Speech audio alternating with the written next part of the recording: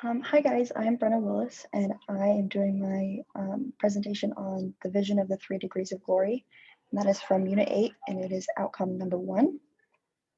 So some related articles um, are The Vision by Matthew McBride and 6 Visions of Eternity by Monty S. Neiman.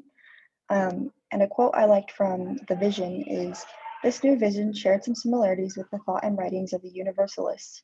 It departed from and expanded upon these ideas in new and inspired ways."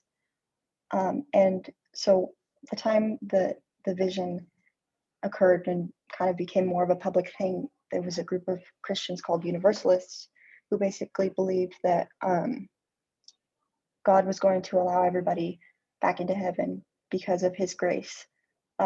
So there really was no hell, and there was just everybody was going to go to heaven.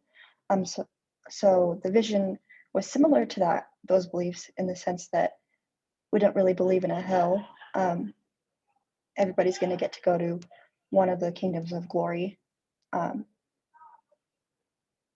it was different in the sense that, based on how you live your life, you're going to get to go to one of 3 kingdoms. Not everybody gets to just have a free ride to the celestial kingdom. And then a quote from the other article is, "Our goal is to achieve the celestial kingdom, and we would profit more by seeking the understanding of how to attain this goal than by speculating about the sons of perdition."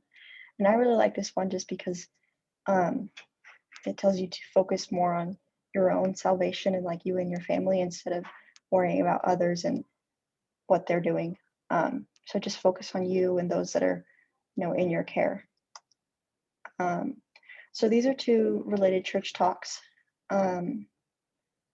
This first one, "The Triumph and Glory of the Lamb," is really good. It kind of explains what was going on during that time that the vision occurred and how it kind of affected the world, I guess. And then the second one is a really good one. This talks more about our divine destiny to become gods and goddesses one day if we, excuse me, make it to the celestial kingdom. So 2 scriptures that I found, they're both in Doctrine and Covenants, section 76. This first one is verse 111, and it says, "For they shall be judged according to their works, and every man shall receive according to his own works his own dominion in the mansions which are prepared."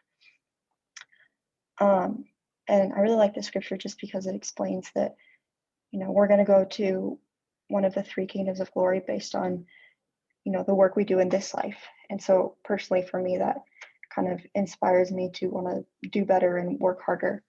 And then verses 92 through 95 are, "And thus we saw the glory of the celestial, which excels in all things, where God, even the Father, reigns upon his throne forever and ever, before whose throne all things bow in humble reverence and give him glory forever and ever.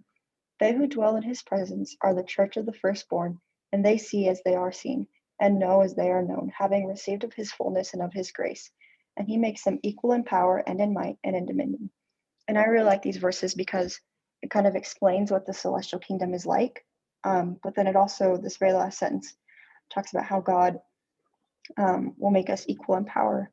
And that has to do with our divine potential to become gods and goddesses.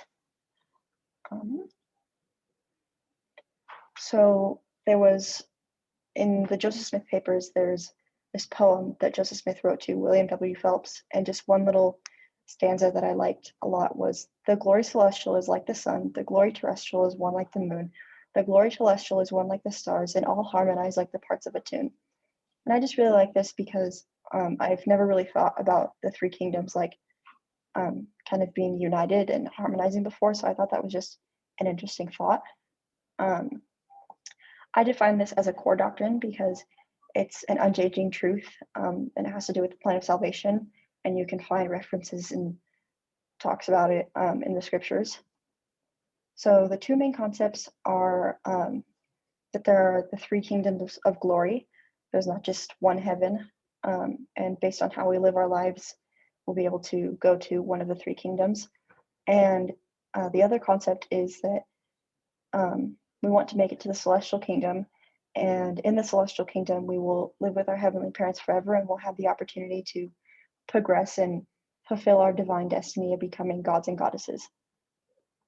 This relates to the modern church because these concepts and doctrines are taught regularly in all of our different church meetings, and we're taught that we need to live our lives in ways that are worthy of the celestial kingdom. We're taught about living celestial lives. So I think that's really important.